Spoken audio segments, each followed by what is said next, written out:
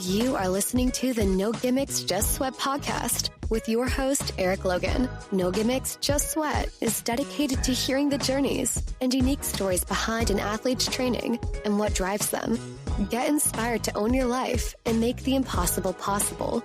If you enjoy the show, please subscribe so that you never miss an episode. Also, please take a few seconds to rate the show and drop me a review. Now, let's get started with the show. Hello and welcome to this episode of No Gimmicks, Just Sweat. And today we welcome Miss Fredricka Holloway to the show. Fredricka, how are you doing today? She's excited. Great. I like excited people. We hear the crowd roar. I'm doing great. How are you? I'm great. It's rainy down here today. You know, it's gloomy, it's raining. You know, but hey. Same here. Little cloudy. Cold. Yeah, but you know, we make it do what it do. Exactly. All right. So, as with every show, we generally start with an icebreaker. This season, we're starting something new. It's 2 truths and a lie. So, you're going to tell me 2 truths about yourself, 1 lie. I'm going to guess which one's the lie, but you're not going to tell me until the end of the show when we come back and visit. Okay. All right. Go. Okay. So, 2 truths and a lie. 1, I have 2 brothers. 2, I've done 1 marathon. 3, I am an ambassador for USA Foundation. I'm going to go with 2. You've only done 1 marathon. That's the one I'm going to go with. Okay. That's the one I'm picking. That's the one I'm sticking with. Okay. Again, we're going to come back. We're going to come back at the end. And you can tell me, yeah, you were right, or like, nah, you were wrong. Okay. Sounds good. All right. So I love to start every show asking people to tell me their origin story. Their origin story is, you know, I love comics. I love superheroes. You know, when you become an athlete, you are a superhero. You might be a superhero in your own eyes, but believe it or not, you're a superhero in other people's eyes too. You know, so what's your origin story? Okay, my origin story is, so as far as how I got into triathlon, is that kind of what I'm talking about? Okay. Yes. So I ran track in high school. Kudos to my coach, Mr. Swayze, for 4 years. Also ran cross country. So I was an athlete in high school, but you know, after 4 years, I said I will never run again. Like, no, I'm good. I'm done. All through college, I still work out active, but I do the elliptical, the Stairmaster, anything but running. And then after graduation, I kind of eased and did like, a mile or 2 just to kind of stay in shape. And then you start doing a 5K. You're like, okay, great. But one of my best friends, Sharon, who is an Ironman, she did tries and marathons at the time. So I went to, I don't know if it was the same year, but one year she asked me, let's go volunteer for this triathlon up in Wisconsin, in Pleasant Prairie. It was the Danskin Triathlon, all women. Now, mind you know how you kind of know how to swim when you're a kid? Or you think you know how to swim. It's one thing to like swim and go across the pool. It's another thing to like do laps and swim across the lake. So I did this. We went to volunteer, and then we were swim angels. And this was a triathlon that, you know, they can assist you across the lake. It was a straight swim across the lake. They give the swim angels these pool noodles, about 8 of them, and you go across, and as people need the pool noodles, you give them to them. So I'm going across the lake, realizing halfway across, I'm down to 1, and I'm not that good of a swimmer. So thank God nobody else needed a pool noodle. But it was such a great experience seeing everybody at the end finish. I said, you know what? I think next year I want to come back and do this. So that was in June of 2007. And then the Okay. next year in January, and actually I think that year was when I saw her actually do the Chicago Triathlon. And that's a big Okay. race and pretty intense. And I remember watching her in the swim. I'm like, where'd she go? The guys behind her went on top of her. It was interesting, a little intimidating, but it was inspiring. So watching her, volunteering with her was fun, and that got me interested. And then I remember the following year, January hit, and I'm like, okay, I got this triathlon in June. I'm going to train. I remember getting in the pool and thinking, all right, I'm about to do my swim. Get like maybe halfway down the lane. And then I stop. I'm like, whew, I said I was going to do a triathlon and I can't even do a lap. But little by little, I just pushed myself, did a length and a half. Then I could do a lap. The following week, a lap, 2 laps. So I eventually was able to obviously do the swimming, the biking, running, and then I did that same triathlon. And it was just exhilarating. Like at the finish, like I did that. Okay, when's the next one? And I say this to people all the time. I was like, you do a try, you might get hooked. And sure enough, it usually happens. But pretty much that year, it was a wrap, and I've been racing tries ever since.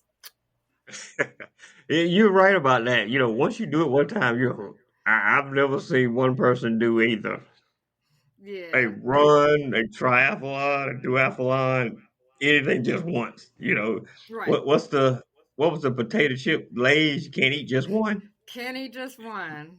Yeah, you can't just do just one. You can't just do one. So yeah, I got hooked, and ever since, it's like I have a season now. Almost every year I do my indoor tries, a little, small indoors to keep me acclimated in the winter, and then I do outdoors, and I do 5Ks, 10Ks.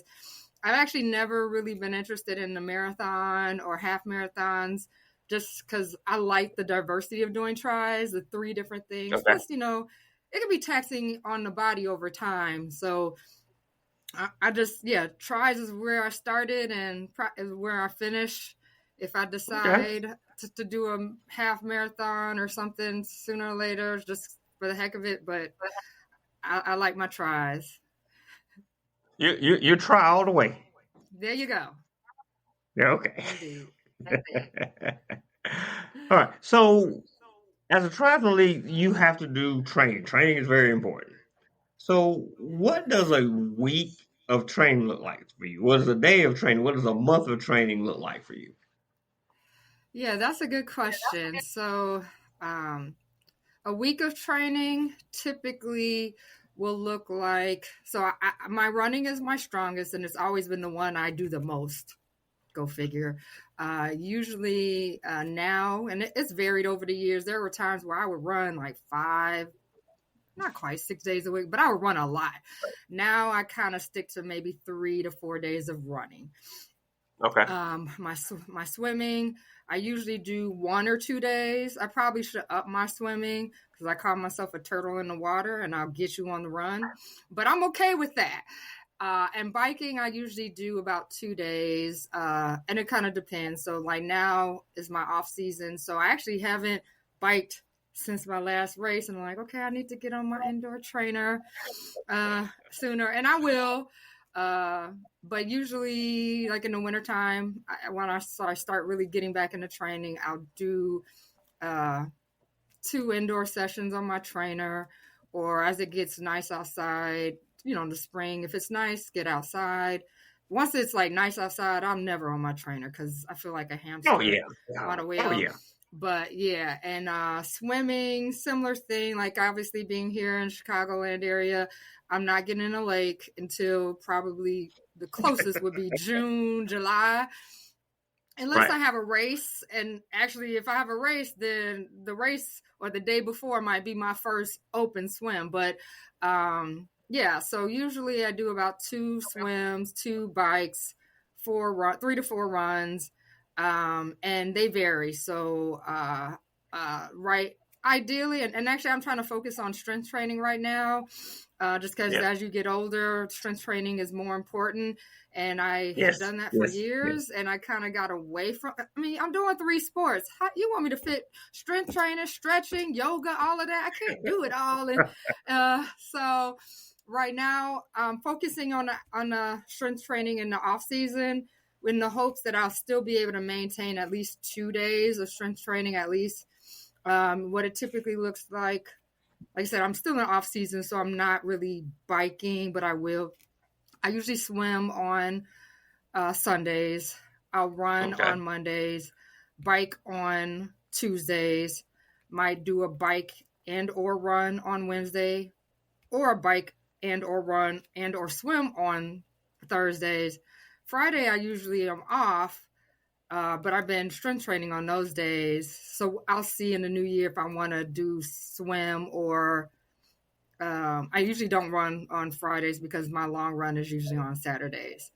So I may fit what we call bricks, a swim bike or a bike run once or twice, depending on my training plan. I'm glad I'm not taking a test to try to remember all that in that particular order. What you say? Yeah, we just kind of mix it up, and like I said, every year is different. I've been having some knee issues these last few years, so I've been focusing on sprint training, the sprint distance. But typically, I started doing Olympic distance in 2016, so my training plan may be a little bit longer. But same kind of thing as far as the number of swim, bike, and runs. Okay. And do you use a coach? I know some people are like, I don't need a coach. And then there's some people like, yeah, I have a coach. Yeah. So coaches obviously is a cost, and sometimes I may have that and I don't. So what I do, Training Peaks is a app for, athletes, and there are all kinds of training plans that you can buy and leverage that are from coaches. Most recently, so Gwen Jorgensen, she's a favorite of mine. She's the 2016 Olympic champion from the Rio Olympics, and I love watching her. She's still doing her thing after 2 kids. Her and her coach actually created 2 training plans. One's an Olympic and one's a sprint. So I've been doing the sprint one this past year. It's been great for me. I also have worked with there's a group here called Infinity Multisports with Mo and Laura. They have their own business, and so they train triathletes. So I'm not an exclusive Infinity athlete, but there's times that I have paid for like swim sessions and trained with them.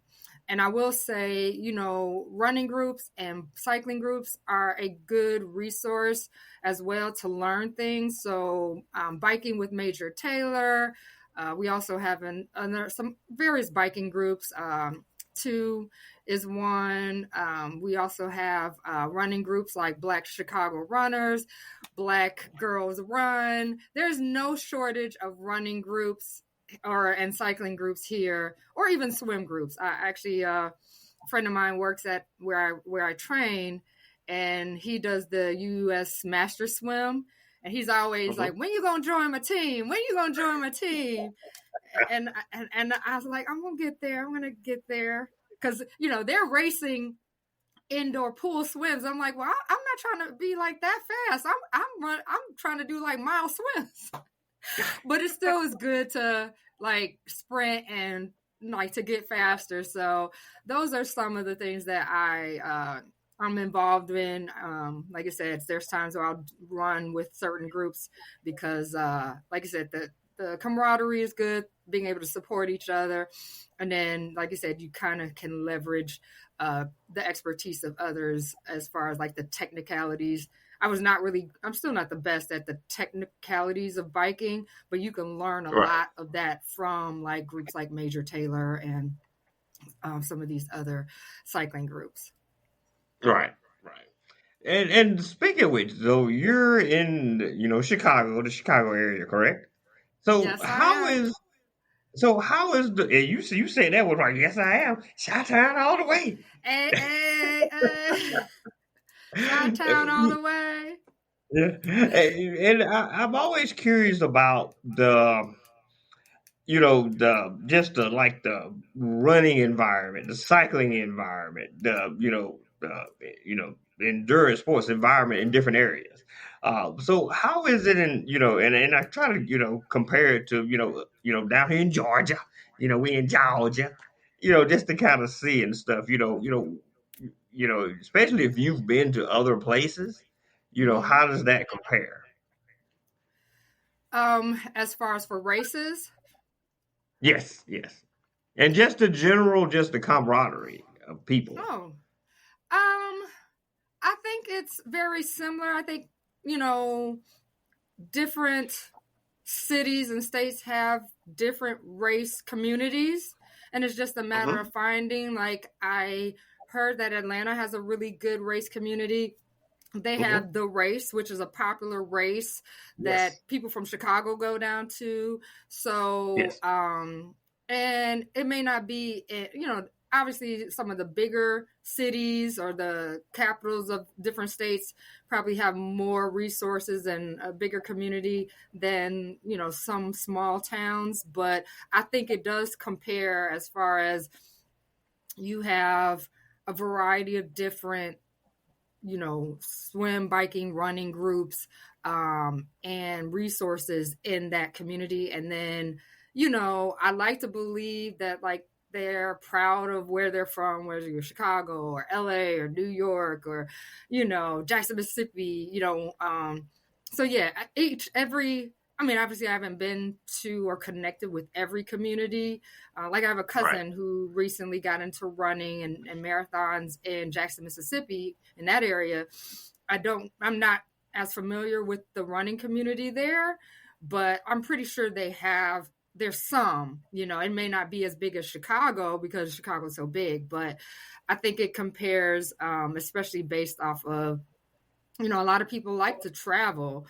And so to be right, able to connect with different groups, and some of them you can connect with, that's one of the good things about, like, Black Triathletes Association. That's a group on Facebook, and there are triathletes all over the nation, and there's one community online where people can share and post, and you get to see what people in Texas are doing, or they're going to this race or this Ironman right. race. And yeah, so I think it's just fabulous to see, because, like I said, when I first started, even then, there'd be races that I go and I jokingly say I felt like I was the only chip on the cookie.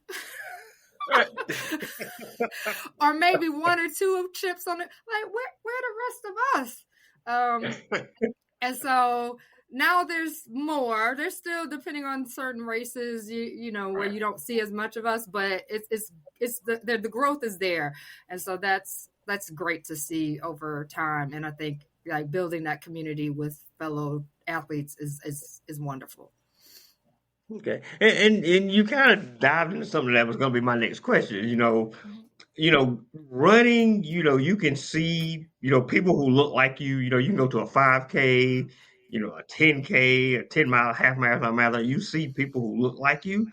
But Yeah. when you go to endurance events, your triathlons, your duathlons, I'm going to use your quote, you're the only chip on the cookie, sometimes. Or you just, it might be, there were times where I was the only, you know, person of color, for both the triathlon and the duathlon. Mm-hmm. And then, there are times where it might be one or two that are the triathlon, and I'm the only one in the duathlon. And Yes, you kind of indeed. get that, and you kind of get like that. You see your long lost cousin, you're like, oh, hey, what's up? You have no idea who that person is, but he's like, oh, I'm not alone. So how's that been? Some of the races you've traveled to, and how welcoming, are people to you in that? Because I know the first time I did a duathlon, I was nervous, being the only, chocolate chip in the cookie there. And but the people around me were just so welcoming. They were like, "Oh, this your first one," and they were very welcoming to me. But I've also heard people have very isolated experiences when they've Mm. been the only one. So, what has been your experience? I've probably had both. Okay. But for the most part, it's been very inviting. I'm just trying to remember like like I said, when I first started, I did a lot of local races. We have suburban races, like, like Bolingbrook is about 20 to 30 miles outside of Chicago, maybe not, but not as, and then the population not as mixed as it was, but I didn't have any like bad experience where like people call me names or anything like that. Right. And for the most part, like I said, people are just kind of cheering each other on and happy. You just kind of notice like, oh, I'm the only one. And even as recently as this year, I went to Omaha, Nebraska for the Multi-Sports Festival. And so this is a USA Foundation Festival, national. Yep. And I thought it would be a little bit bigger than what it is because I've gone to age group nationals and it seems huge. So I'm like, oh, this is a festival with, like 5 days of racing.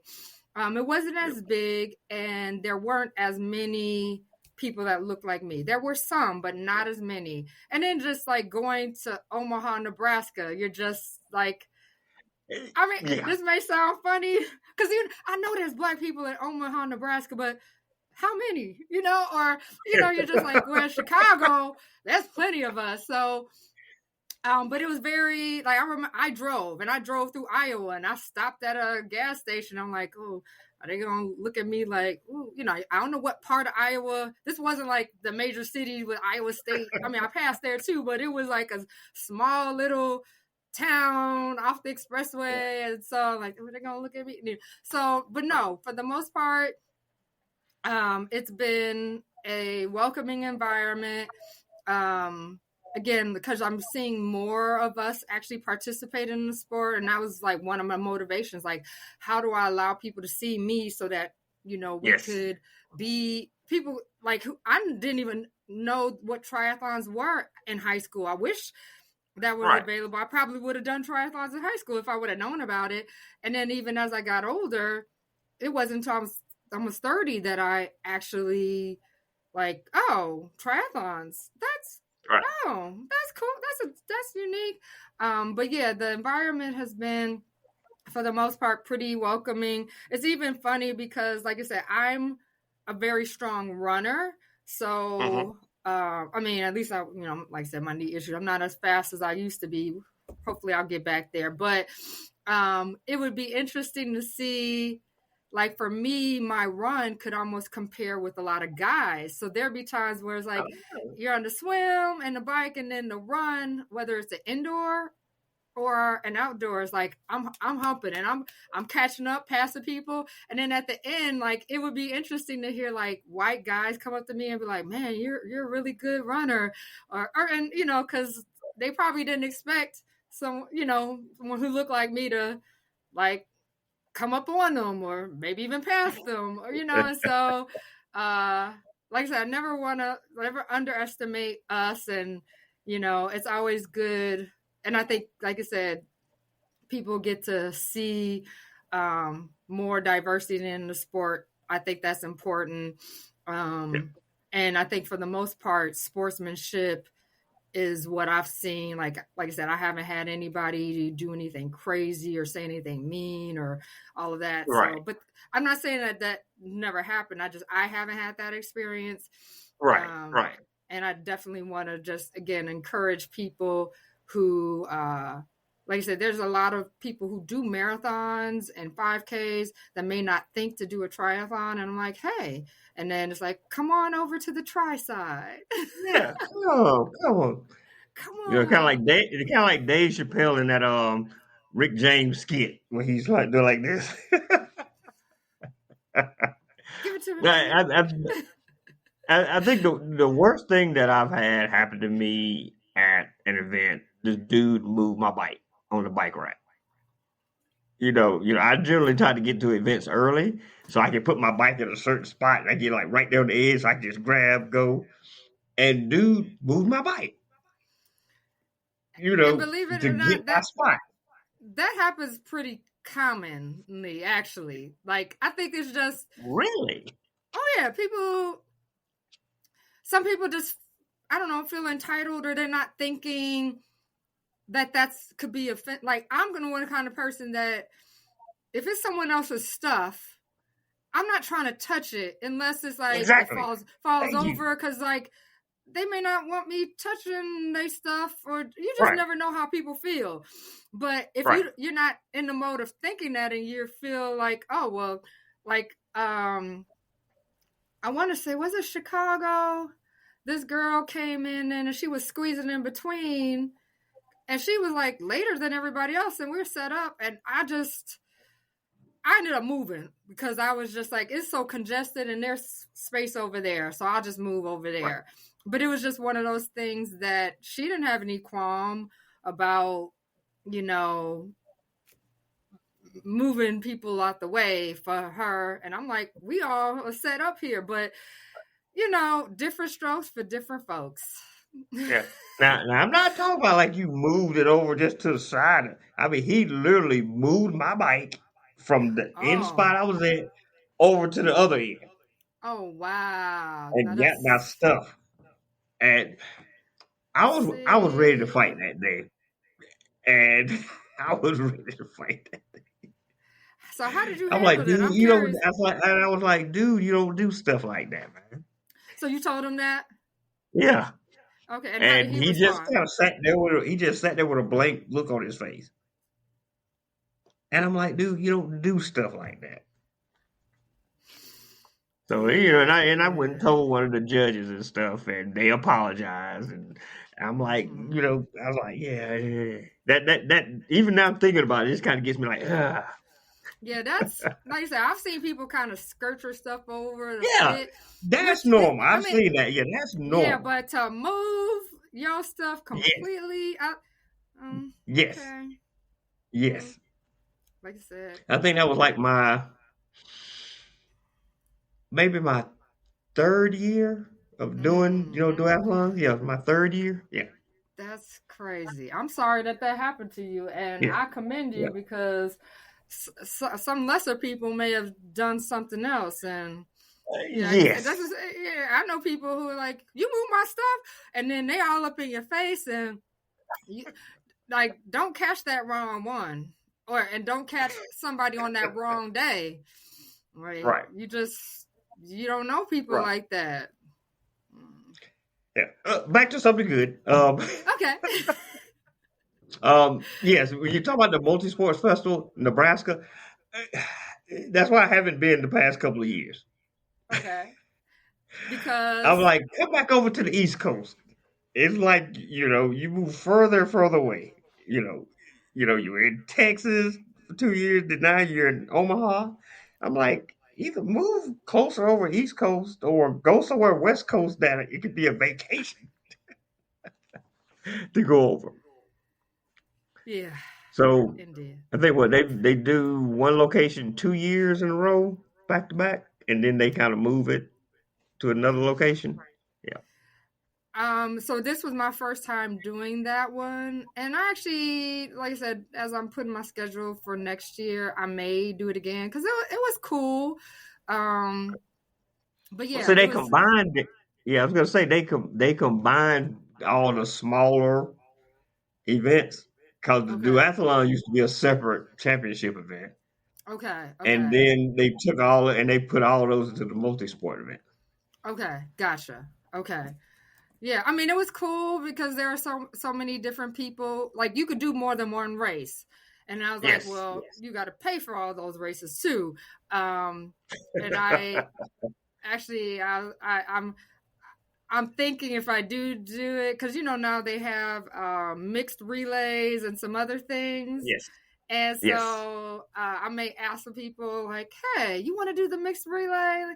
You know, just because I've actually always done it as an individual. I've never done it where, you know, some people do Ironman and they do the relay. Somebody does the bike, somebody does the run. Well, here's the chance for a mixed relay where all of you guys could do swim, bike, run, but you're on a relay. I was like, that could be cool. But, you know, so it's just something I'm thinking about. Okay. Yeah. All right, awesome. All right, so let's talk the good stuff, the fun stuff. What type of bike Okay. you got? What kind of bike do I have? Yes. I have the CAD 12. It's over here. Uh, yeah, you can't She's see like, it, I but get it right over here. It's yeah, right next it to is. me. It's right here. CAD 12. His name is Jefferson, aka Black Lightning. Okay, then Uh, yeah, that's what I was gonna ask you. The next thing is what's the name of your bike? Jefferson, aka Black Lightning, because I don't know if you've watched I think it was on Netflix. Yeah, Black Lightning is Black Lightning, like Jefferson right, Pierce, the alter right, ego of Black yeah. Lightning. And so I told you I was a Jefferson. comic book fan. I know that I was a comic book fan. And see, Jefferson is a principal of a school. Yes. Mm-hmm. And my dad, well, both my parents are, former school teachers. Oh, okay. And so my dad, I kind of named him, I wanted him to be named kind of in honor of like my dad, the educator. And at the same Mm-hmm. time, Black Lightning is fast. So, Right. I typically usually refer to my bike as Black Lightning because people are like, Okay. Jefferson, what the heck is Jefferson? If you know the comic, then you know. If you don't, then don't worry about it. Exactly. Yeah. Okay. And that the only bike you got? I actually have a second bike that was my first tri bike. It's actually a Specialized. I don't know because I actually bought that from my best friend Sharon. I bought it off of her. That was like my first tri bike or road bike. And yes, I did give her a name. Her name is Isis because she's silver and blue. Okay. And of course, you gotta give them a name and give them some love. oh yeah, everybody names the bikes. All my bikes are named after some type of anime or manga character. Okay, there we go. All right, so what's your go-to running shoe? No matter what anybody says, everybody has a shoe that they live by. So what's yours? Mine is Saucony, if I'm Okay. saying that right. That brand is my brand. I'm a Saucony girl. I was like, I need to be a sponsor. Like they need to sponsor me because all my running shoes, with the exception, like when I first started, I had a Nike shoe, which was fine. Very light shoe, but now the running shoes have like these extra foam things and all of that. And so for years, like every year, Saucony would come out with the Chicago shoe. I always got it. I'm not even talk about how many. I keep shoes too. Surprisingly, this year I don't think I've bought a pair, which is why I'm itching. I'm going to get a new shoe probably in the next 2 months because I have so many and I rotate them. And then when they're okay, too much, you run enough, then they become my walking shoe. But yeah, I've got Saucony is that's it. Don't feel bad. I have a shelf full of shoes too. There you go. See, yeah. I'm a Hoka guy, so all my shoes are Hoka. Okay. And so Saucony, if somebody from Saucony is listening, you have someone here that wants to be a sponsor or ambassador for you. Yes. Very eager. I can tell you she's very eager and excited. Mm-hmm. Okay, give me some shoes. Give me some shoes. I will Give talk some about your shoes. Give them to me. All right, this is a two-part question. We all experience it, both of these things as athletes, especially, you and I both are endurance athletes. You're a triathlon, I'm duathlon. So the first question is, what was the biggest mistake you made as a triathlete? And then the second question is going to be, what is your proudest moment as a triathlete? Biggest mistake.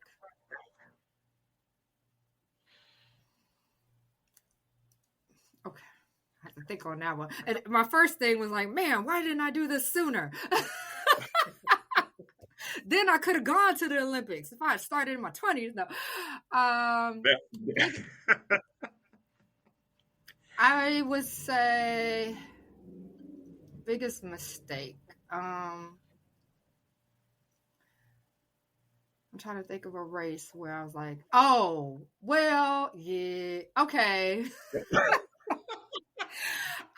I'm not seeing it as a mistake, but in retrospect, it's like, Freddie, you should not have done that. So I mentioned to Okay, you, what? I Your had some, biggest learning lesson then? yeah, I've had some knee issues the last 2 years or so, Okay. and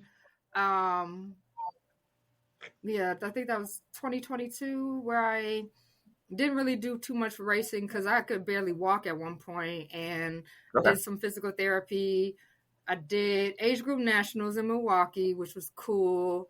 I had my brace on, and then for Chicago, like I was like, okay, I'm okay. And then the day of Chicago, that morning, it like prepping and walking over to swim. I don't know what I did, if I stepped wrong, but for some reason my knee was started to hurt again. Like I was like, what did I Oh do? wow.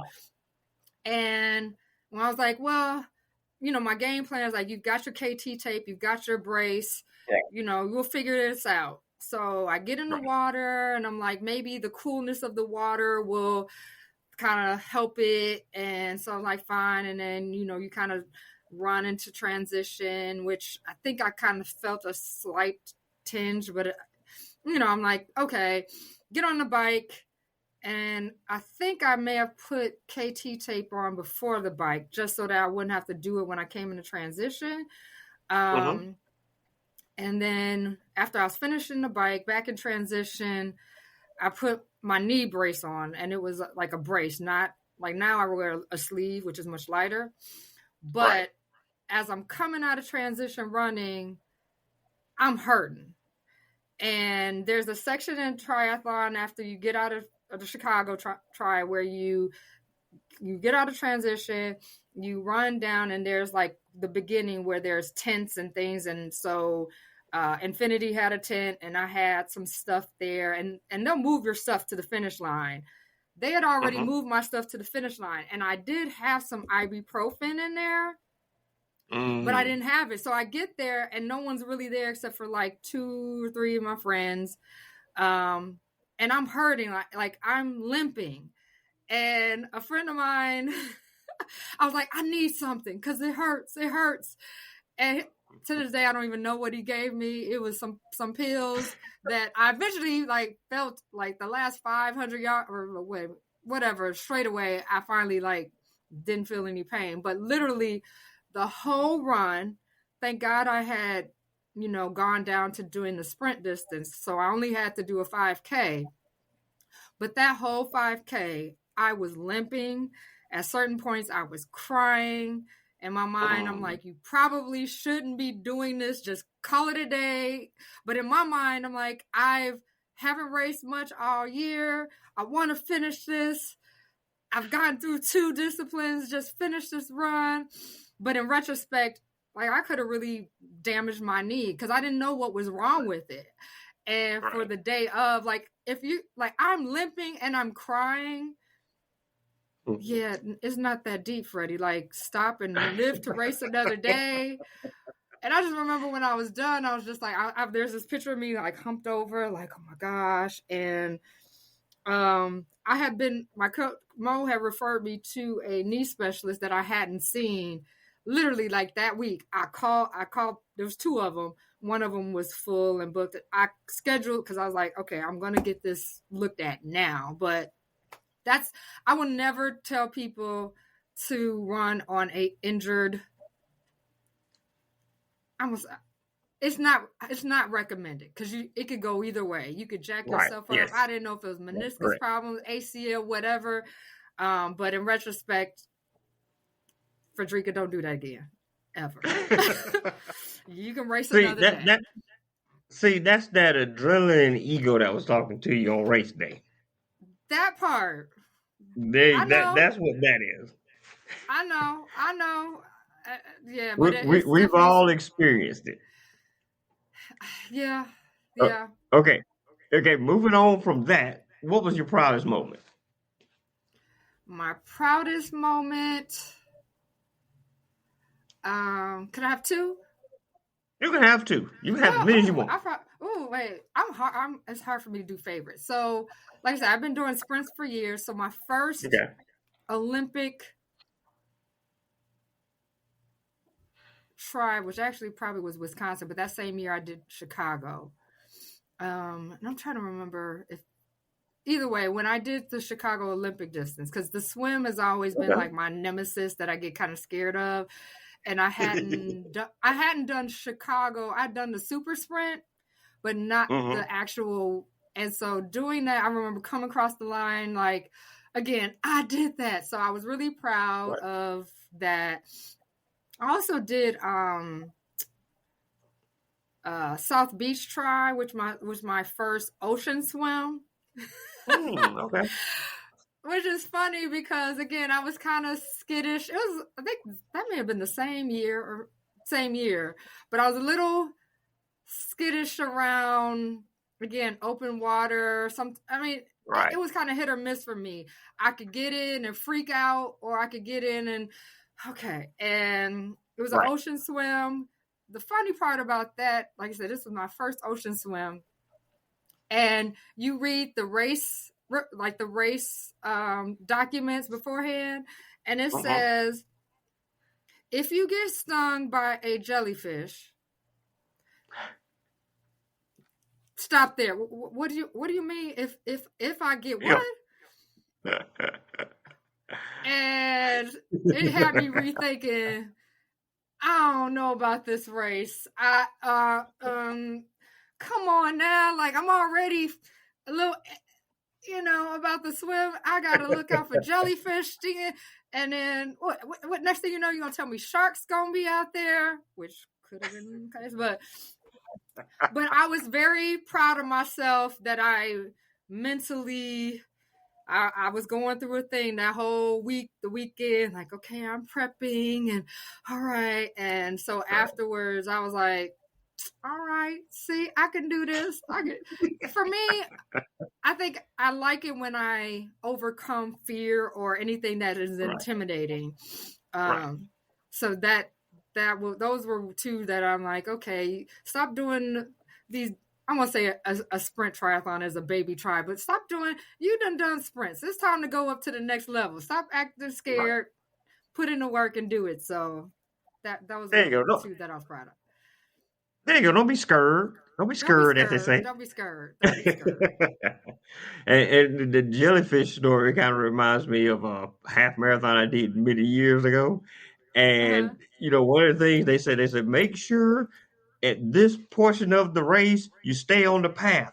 We checked this morning. We didn't see any gators, but we can't guarantee it. I'm like, wait, what? Gators? I'm like, what? See, Florida's one. Yeah, see, that's one of those states. You got too much going on. Sharks, jellyfish, alligators. Oh, no. We're not trying to do this. Crazy. All right. So you've shown a great love and passion for being a triathlete. So, a lot, and when you have that type of passion, you want to share it with people, and you kind of want to encourage people to join in. But, you've probably experienced people that are like, girl, I'm too old to do this. Child, I can't do this. I'm out of shape. I'm whatever. I don't have any time. I got these kids. I got my job. They just like, I just can't do it. So what would be your advice to someone that, you're trying to share that passion and encourage them to get out and do it? If not to do a triathlon, but to maybe get out and run, get out and go for a walk. What would be your advice to someone who said, like, yeah, it's too late for me. I can't do it. No, that's a good question. I will say, as much as I love tries may not be for everybody. I do not try to put my own thing on other people. I tell people, find things that you're passionate about.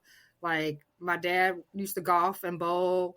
I know people who play pickleball. I know people who skate. I know people who, like, for me, I just tell people, stay active. And I think of it from a health perspective. Like, I've worked Mhm. with seniors, and they'll be the first to say that if you don't use it, you lose it. And so Yep. as you get older, I'm not saying you're going to be out here at the gym working out, running miles or whatever. I don't care if you're just walking. Like, Right. think about your body, and the same way you want to be mindful of what you put in it as far as eating, you want to be mindful of how you take care of it. So everything from mental health, from physical health, like how do you make sure that you're still using your limbs? It could be yoga, it could be Zumba, you could do dancing, like whatever is your passion, do that. You don't have to be a triathlete. And if anything, it's like I want to inspire people that you can do whatever it is that you want to do, no matter how old you are. I don't care. I mean, I remember one of the first years that I was watching tries, and they had that 96-year-old nun that did the Yep. Ironman, and I thought, okay, you don't have no excuse. This woman is more than twice your age, and she out here doing an Ironman. So, Right. and I know it's harder as you get older because you get aches and pains, and people get arthritis, and so one of the reasons why I like swimming, it's not as compact and pounding on the body, and when I see like older people doing the water aerobics, I'm like, yeah, whatever it is that's easy on your body, that you enjoy, and you love, that you can get up, and you don't even have to do it every day. Whatever time commitment you can, like make some time commitment, even if it's one day a week is better than being a couch potato, right? Right. And so I know even for me, when I first started doing tries, I was a business owner at the time. My schedule was all over the place. So the idea of trying to get up and do training at 6:00 every morning was not realistic, because I may have a meeting at 8:00 or something, or a deadline that and so for me, I would look at my workouts and say, okay, these are the mornings that I'd like to do it, but if I can't do it that morning, can I do it? I'll do it for lunch, or I'll do it in the evening, as long as you do it. And so my schedule was never like super rigid and consistent. So you do what you can. And so again, people who have kids, family, how do you work it around your schedule? Because your own schedule and your own commitments, especially if I got to take the kids to ballet, and I got to drop them off at this, and they got this after school thing. How do you work it around your schedule? And you may not be able to do it 3 days a week or 4 days a week with your husband or wife schedule and your kids schedule, but how do you at least do something? Start something. And that's what I preach is, do something you like, make that time for you once a week, even or every other week, depending on what you have going on. Preach, sister, preach. You heard it from Fredricka. Take that advice. All right. Before I let you go, getting back to that 2 truths and a lie. All right. Did I get it right? You got it right. Actually, I haven't done any marathons, so the idea of doing one, yeah, I'm like, but yeah, the other were true. I do have 2 brothers. One's deceased, but and then I have been a USA Triathlon Foundation Ambassador. This is year 2 for me, and I enjoy it because I do love the sport so much. So, and want to see more of us involved in it, and seeing younger people in college getting involved, high school teams. I'm like, yeah, it's out here. So yeah, somebody's going to be the Simone Biles or the Serena or the Tiger of triathlon. I'm really excited about, Max and, the people. We've only had 2 pros. So yeah, Sika. Yeah, Sika, Max and Sika. And Sika retired. Sika retired this year. And I have to talk with Max. I don't think he's formally retired, but I don't know if he's been doing it. I haven't seen him do one in a while. I'm trying to think. Right. He's still active though, and training. Yeah, he's still active. And I know it's hard being a pro. It's right.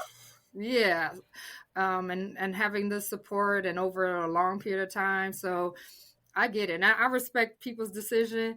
And like I said, there's some up and coming person out there, some young person that we don't know. And I'd love to see more of us in the Olympics, in the, championships, the world tries. Because, when you watch those, like I watch the world triathlon races, and you don't really see any of us. You see some people from China. You see people from different nations, but you don't see very many of color. And I'm hoping for that in the coming years. Yeah, me too. All right, Fredricka, this has been great. I love this conversation. We had a great conversation today. It was awesome. This was fun. All right. So if people, they listen to this episode and they want to get in contact with you or follow you online, how can they do so? Yeah. So I am on some of the social media platforms, Instagram. I'm not going to talk about Twitter right now, but TikTok. Sorry, you can edit that part out, but we got a lot going on in the world. But Freddie Nyasha, so that's FreddyNyasHia is my name on Instagram and TikTok. And then my name on Facebook is Fredricka Holloway, but I do have a athlete page that is also Freddie and then space Nyasha. So usually I'm posting things, sharing things. Sometimes I'm doing more at certain times than others, but that's a great way to follow me or ask me questions.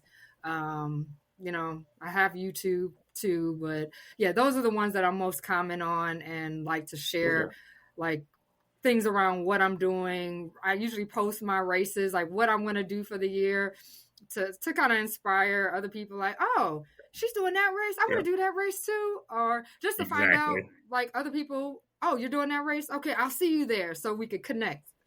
So, Yep.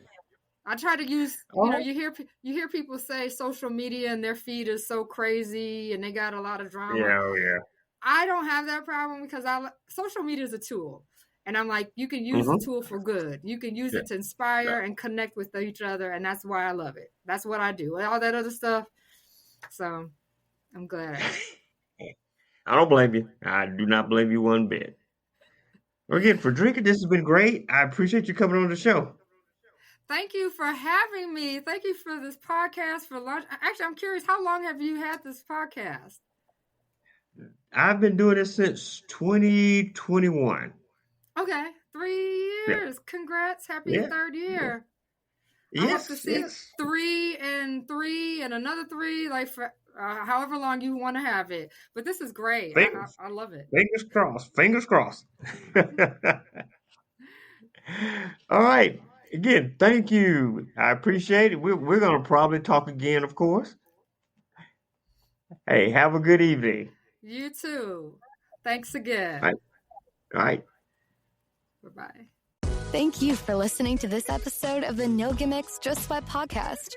We really appreciate everyone who tunes in each week. If you enjoyed today's show, please support us by subscribing, rating, and reviewing the show wherever you listen to podcasts. And remember to tell your friends about the No Gimmicks, Just Sweat podcast, so we can continue to have awesome conversations with everyday athletes just like you. Until next time, have an amazing week.